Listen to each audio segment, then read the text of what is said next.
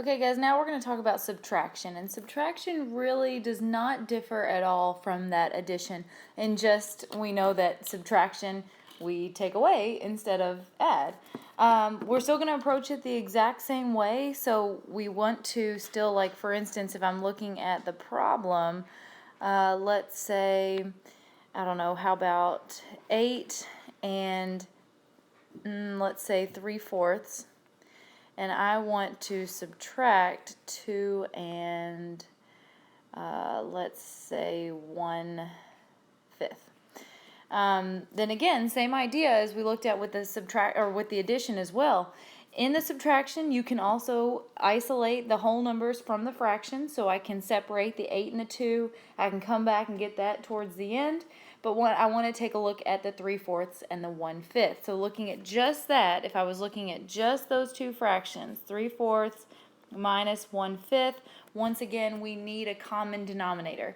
So if I look at all the multiples of 4 and all the multiples of 5, you guys would see that the very first one we come across, if I look at all of those, 4 times 1 is 4, times 2 is 8, times 3 is 12, times 4 is 16, times 5 is 20, times 6 is 24. Let's stop here and look at our 5s. Multiples of 5s, we know 5, 10, 15, 20. There's our first one that we have in common. So let's go ahead and let's get that out of the way. And again, so finding that as our first denominator that we have in common, we know that that is going to be our common denominator, meaning that is what we are going to change both of these fractions to.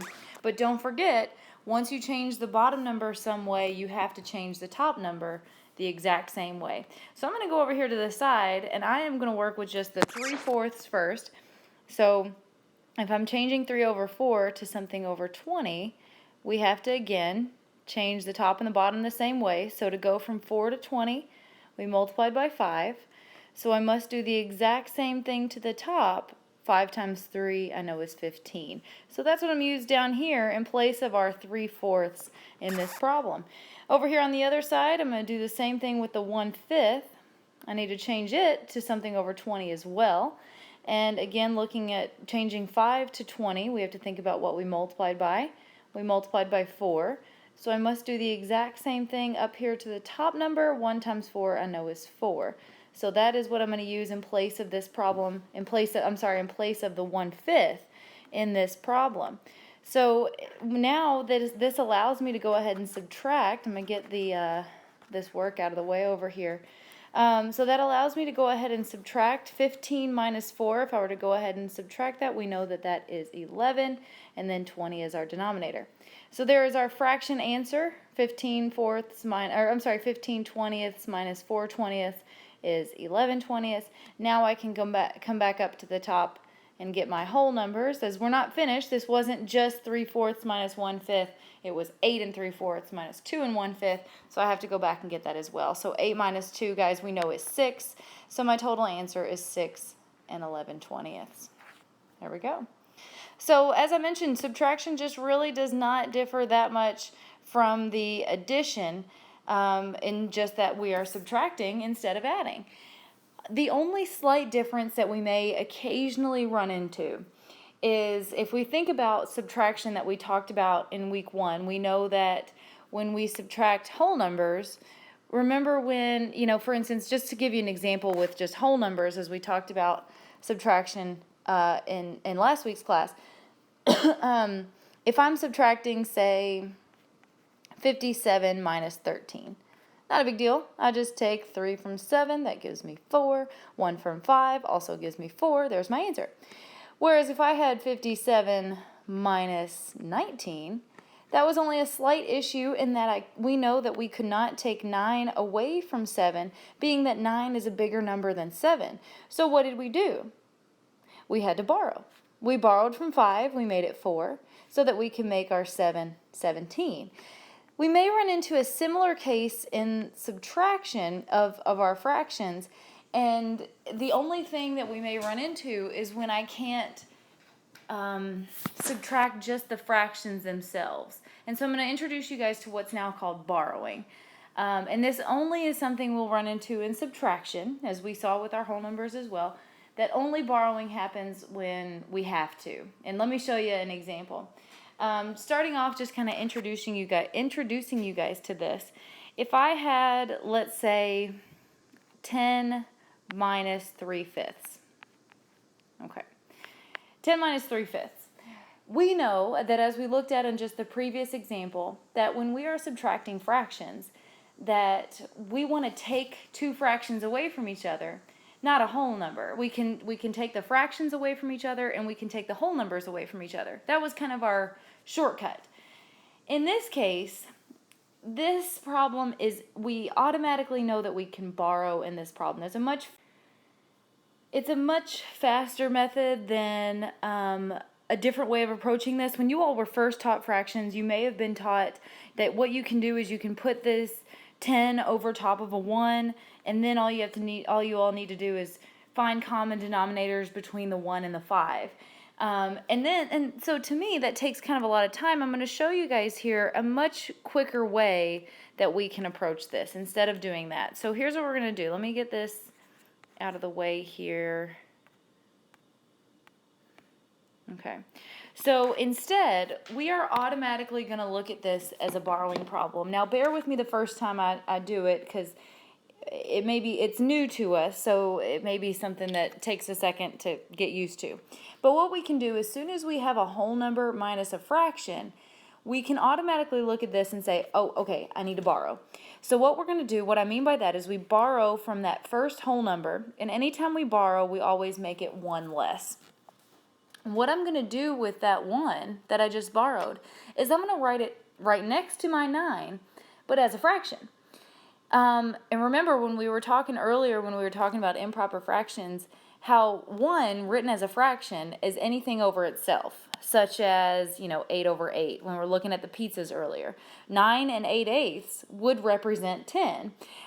We can use anything there. We could use anything at all. We could use 14/14, and that still equals 1.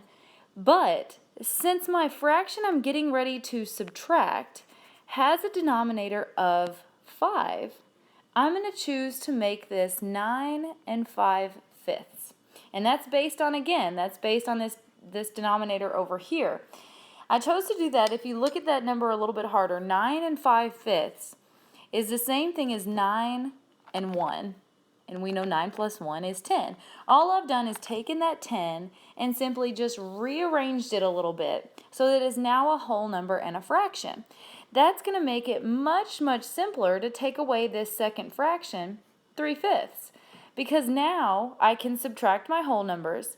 9 minus nothing over here is 9. And then looking at my fractions, 5/5 minus 3/5 is 2/5. So there's my answer, 9 2/5, and I'm done. And we can do that in any case. If I give you a different example, let's say we have, I don't know, I'm just going to make something up here. Let's say 8 minus, I don't know, let's say 5/7. Once again, I have a whole number minus a fraction. Right away, I know I can borrow. I'm going to borrow from that 8 and make it 7. And I'm going to choose to take that fraction, and based on this denominator over here on the other side, I'm going to write a fraction right next to it. That fraction is, again, representing 1, because, again, 1 as a fraction is anything over itself. So I choose to make that 7/7, and again, you can see all I've done is rearranged that 8, so that now it's much easier to subtract the 5/7. So again, 7 minus nothing is 7, and 7/7 minus 5/7 is 2/7. Okay, so I'll do one more here. Let me get these out of the way. Okay, I'll do one more here, and then if you need to stop and practice a few of these, we can do so. Taking these and looking at another one, let's say we have 10 minus, let's say, I don't know, how about 5/13? I don't know, that's pretty random. Once again, I know that I can borrow because I have a whole number minus a fraction, so I'm going to borrow from the 10. I'm going to make it 9, and I choose to make it 9 13/13, since that's what the denominator is over here. So 10 rearranged is just 9 and 13/13. Like I said, this fraction right here can be anything. It can be 8/8, 3/3, 7/7. I can make it anything I want as long as it's something over itself. But since the denominator over here is 13, that's why I chose 13. It makes it easier so that I don't have to go to the trouble of finding common denominators. If I had chose to make it 8/8, then I would have to go to the trouble of finding common denominators between 8 and 13. And I don't want to have to do that. So that makes this much easier to now subtract my 5/13.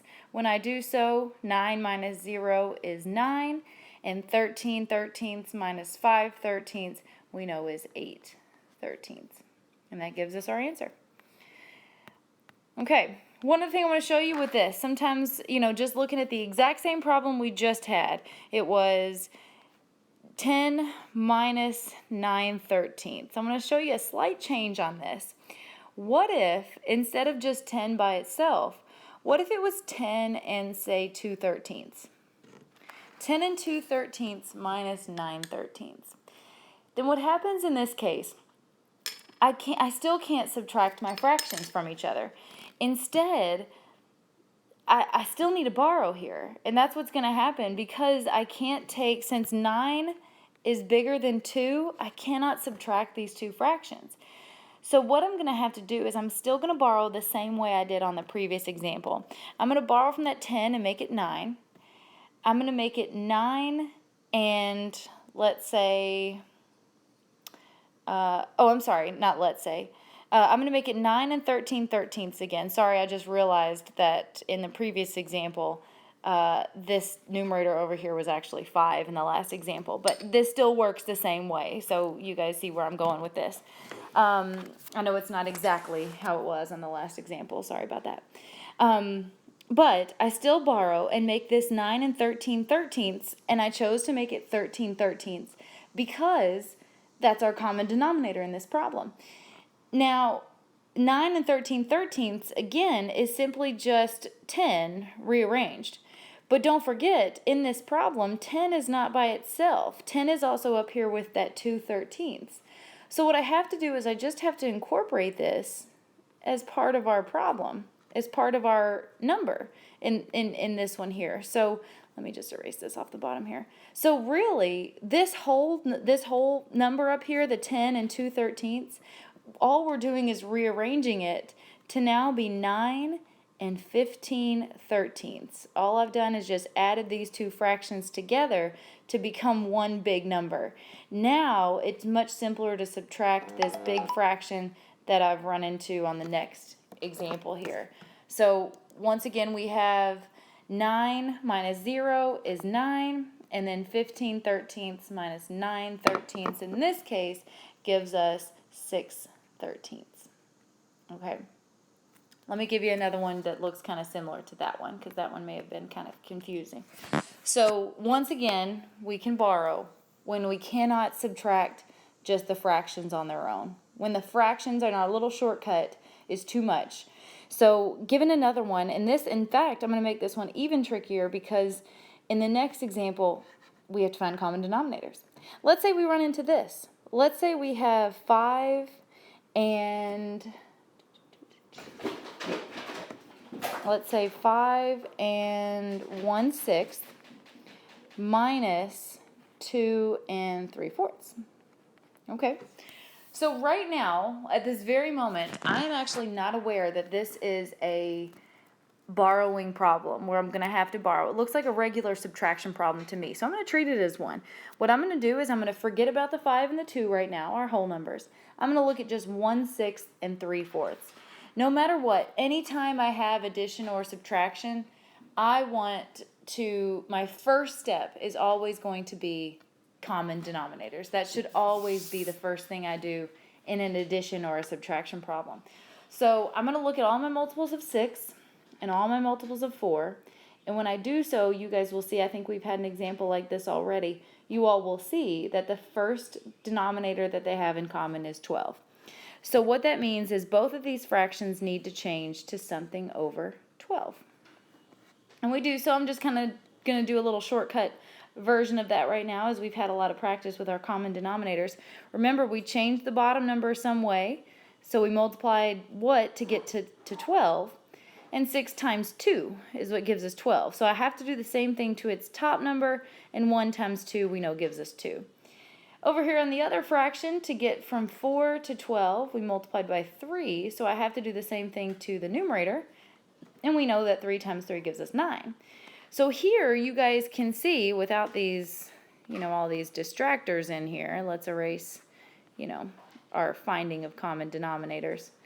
You can see where we run into a problem. I know I cannot take 9 from 2. So that's where we realize, okay, I need to borrow here. So let me just erase some things on this, that we have replaced 1/6 with what's now 2/12.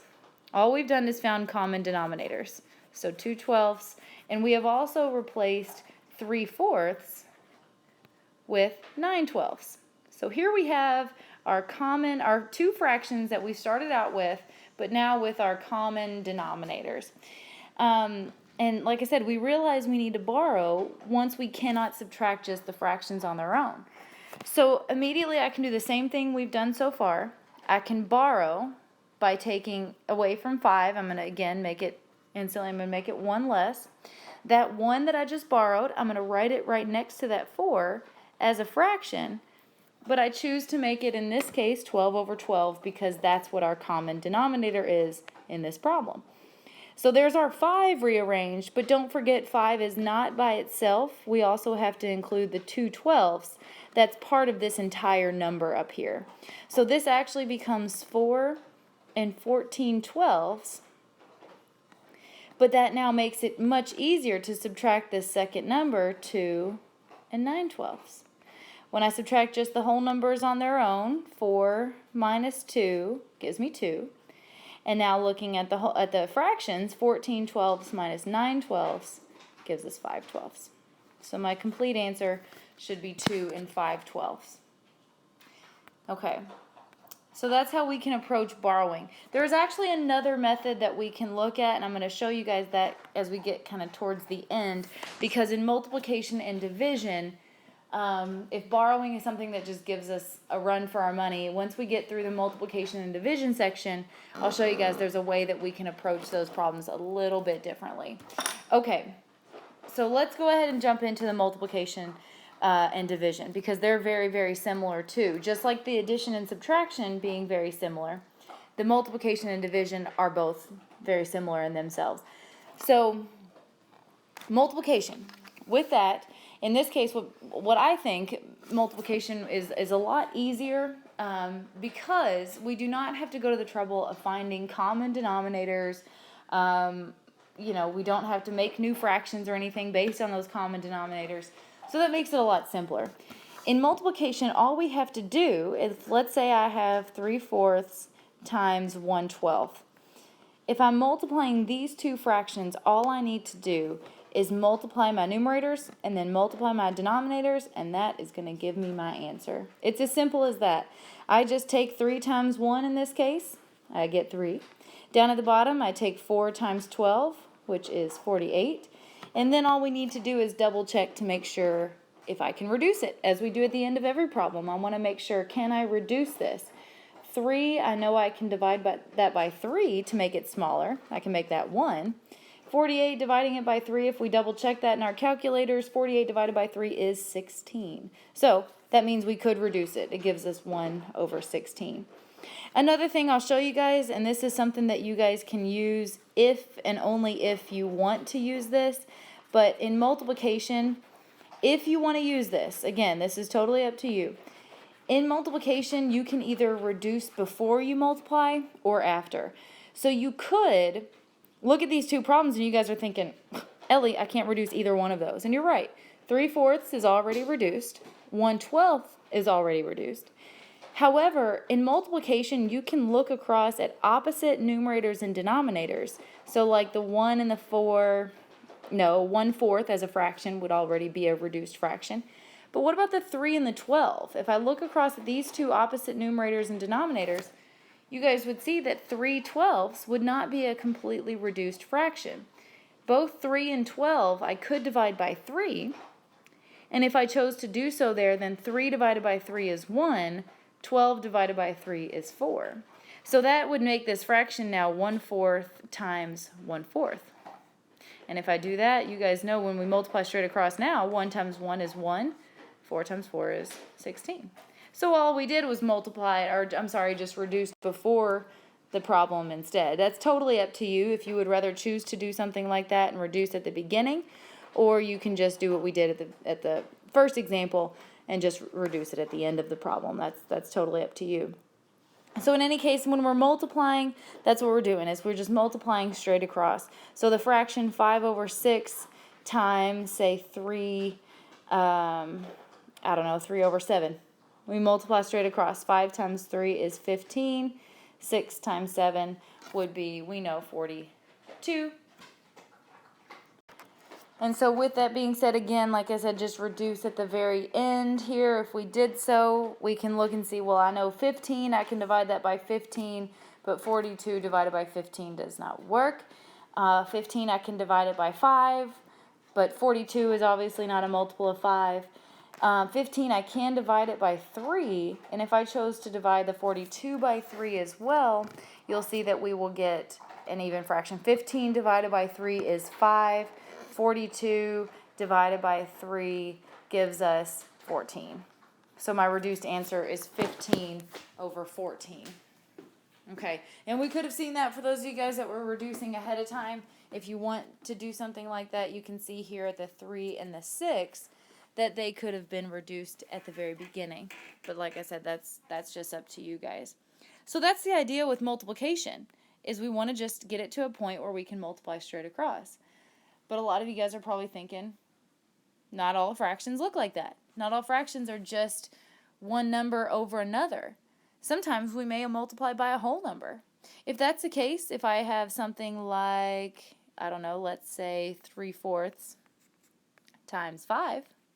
Yeah, you're right. 5 is not just a fraction. What do we have to do here? We can't just multiply numerators and then multiply denominators as we've done before. Instead, we have to turn that whole number into a fraction. And how we turn a whole number into a fraction is simply just make it an improper fraction by putting it over top of 1. So if you're looking at that, we know that 5/1 would reduce to 5.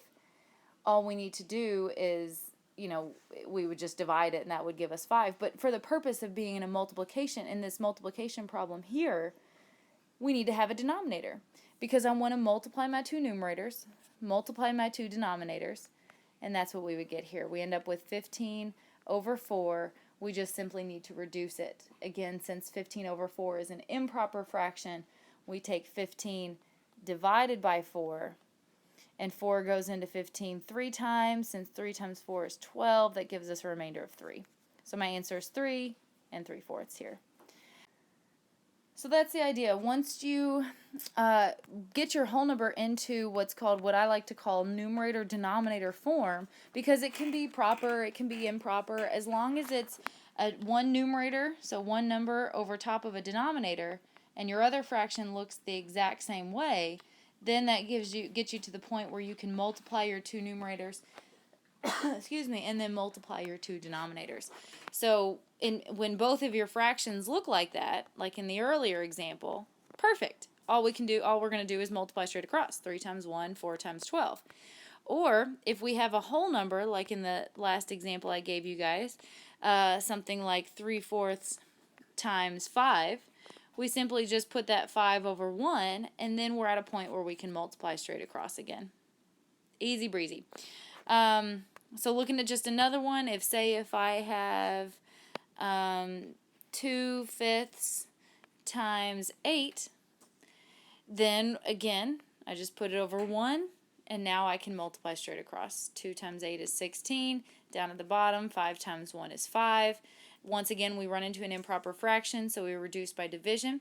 5 goes into 16 3 times. Since 3 times 5 is 15, that gives us a remainder of 1. So I get 3 1/5 in this case. So that's the idea. We get it down to numerator-denominator form. One other form that we may see it in, besides if it's already in numerator-denominator form, great. We may see it as a whole number, but the only other form you may see your fractions in is a mixed number format. So such as this. If I have maybe 5.5 times 3/4, then I run into a problem here because I can't go straight across. I can't multiply numerator times numerator, denominator times denominator as I want to, because then I've left out this whole number. Remember, 5 1/2 is one whole fraction, so I have to keep it as one whole fraction. So what we're going to end up having to do in this case is change that 5.5 to something that looks like a fraction, a numerator-denominator fraction. And just a second ago, we just looked at the fraction just to kind of show you guys what's going to happen. A second ago, we just reduced this fraction, 16/5. We reduced it to 3 1/5. So we can take an improper fraction and put it in mixed number format. So what we may do for the purpose of, or not what we may do, what we can do for the purpose of putting it into a problem, a multiplication problem, I can reverse this. I'm going to go back from mixed number. I'm going to put it back into improper form, because we know that as an improper fraction, we would have a numerator and a denominator, which is what I want to have for the purpose of multiplying.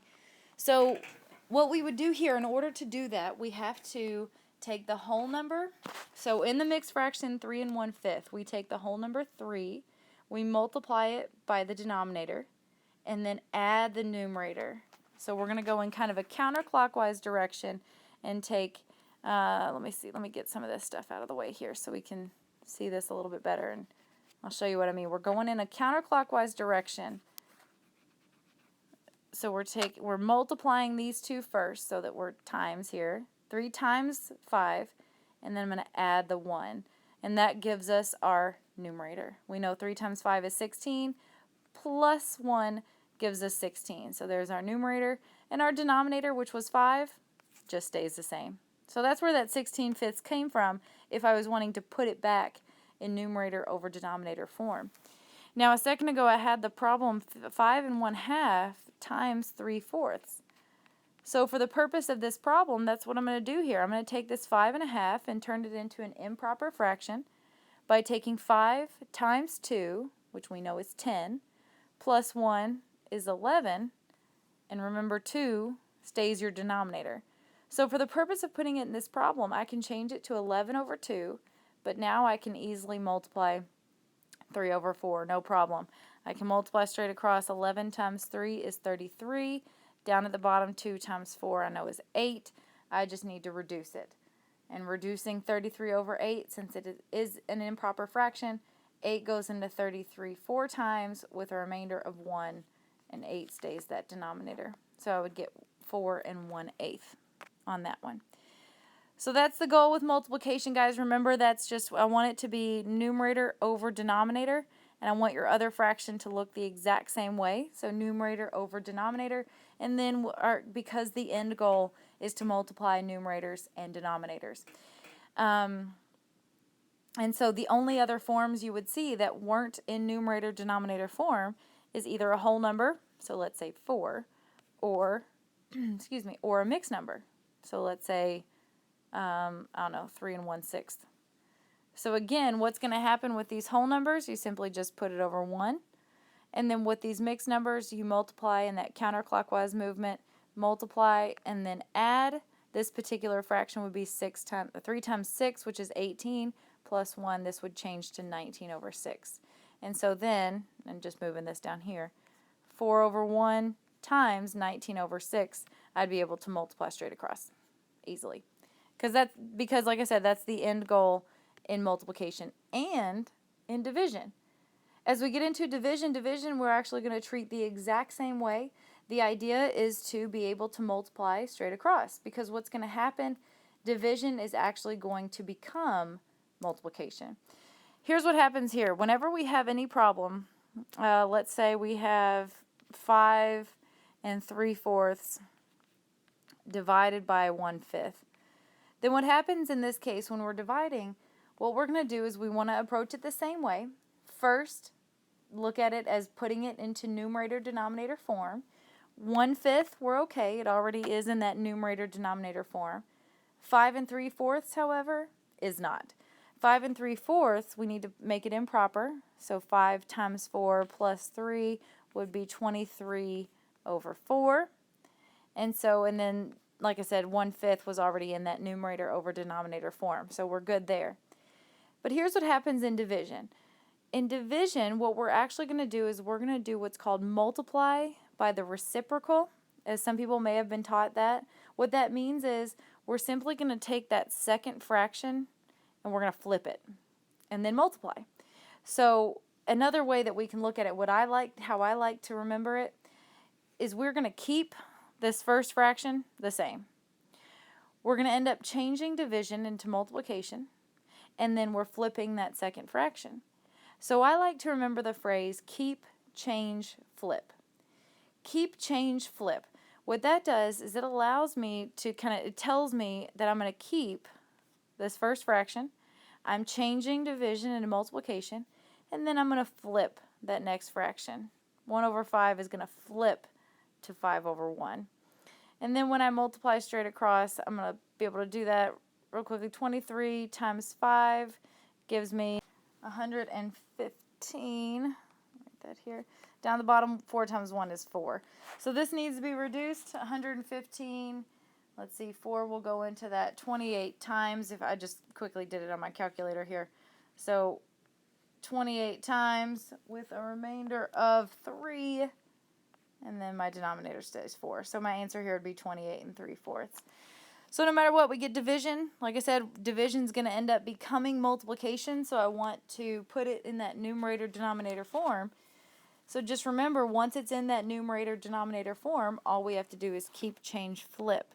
So if I have, I don't know, let's say 5/8 divided by 6, then remember, not both of these are in numerator-denominator form first. 5/8 is 6, just needs to be put over 1. Now that they're both in that numerator-denominator form, I keep, change, flip. I keep, I change, and I flip. And that only happens in division. Only in division do we keep, change, flip, and only after we've put it in that numerator over denominator form. So once we do that, we're going to take 5 times 1 to get 5. Down at the bottom, 8 times 6 is 48. And then we're reduced. That's it. 5 and 48 cannot be divided by the same thing. So that's it. So that's division. And so with that being said, with now knowing how to change a mixed number into an improper fraction, that was what I was mentioning to you guys earlier in that borrowing, that if borrowing was something that just threw us for a loop, that's how we can approach that subtraction problem instead. I'm going to go back and just look at a different subtraction problem, and I'm going to approach it with both ways, with either the borrowing or the different method I'm getting ready to show you right now. So if, let's say we had, say, 6, I don't know, let's say 6 1/4. How about minus, or let's say, sorry, 1, I know it's going to work here. Let's say, sorry, don't write that down just yet. Why won't this let me erase? Okay, sorry, redo. Let's say 6 1/8 minus 2 1/2. Let's just say. So no matter what, this is a subtraction problem, so I need to, in subtraction, remember we needed common denominators. So I need to find a common denominator between 8 and 2. And when you look at both the denominators of 8 and 2, you would know that if you looked at all of them, you would see that the first one they have in common is 8. Okay? So since 8 or 1/8 already has the denominator of 8, I'm not going to change its numerator. But the 2, to get from 2 to 8, I had to multiply by 4. So I'm going to have to multiply its numerator by 4 as well. 1 times 4 gives me 4. It's here where I realize I can't subtract these two numbers. So I'm going to go ahead and erase these, and replace these fractions with the new fractions we've just created. So 1/8 is going to stay the same. 1/2 became 4/8. Because again, we just have to always make sure we have common denominators first. So this is 6 1/8 minus 2 and now 4/8. When we borrowed earlier, this is what we did. We borrowed from that first number, made it one less. We made it based on the common denominator. I took that 1 and wrote it as a fraction right next to that 5, to this whole number. So this became 5 and 8/8. But we couldn't leave out the fraction that was already there, so we had to incorporate that as part of this number. And that made this 5 and 9/8, allowing us to quickly subtract 2 and 4/8. And so 5 minus 2 gave me 3. 9/8 minus 4/8 is 5/8. And we're done. Now, like I said, if that was something that just really threw us for a loop, there's a different way that we could approach this. And that's this. Let me get this out of the way. That was with borrowing. As I kind of have become accustomed to the borrowing is really kind of my favorite method, but it might not be yours. Instead, once you get to this point where I realize, okay, I've found common denominators, my new fractions are in there, I cannot take 4/8 from 1/8. So what I have to do here, you could, now that you know how to make mixed fractions, improper fractions, you very well could do that too. Remember, we go in that counterclockwise direction, we multiply, and then add the numerator. So if we did that to 6 and 1/8, 6 and 1/8, 6 times 8 is 48, but plus 1 would be 49. Can't write today. 49 over 8. Over on the other side here, if we did the same thing, 2 times 8 is 16, plus 4 gives us 20 over 8. Now that I've done that, you can see that it's going to be much easier to subtract these problems, and we can do so. When I subtract 49 minus 20, I get 29, and then 8 is my denominator. The only difference is, don't forget to reduce. We need to remember to reduce. And so with reducing 29 over 8 as an improper fraction there, we reduce it by division. 8 goes into 29 3 times. Since 3 times 8 is 24, I get a remainder of 5. So we still get the same answer, 3 and 5/8. So I show you that because I don't want you to think that, oh my gosh, borrowing was hard. That's the only method I can use. I don't know, but it's not. Math is one of those things where there's lots of different ways to get to the same answer, and you need to just use whichever method works best for you. So I hope that helps. You guys can stop and practice some problems if you need to. And again, I sent you guys the video on the review for all fractions, and I hope that those videos help you as well. So you'll have those to help you study for next week's quiz. Okay, thank you.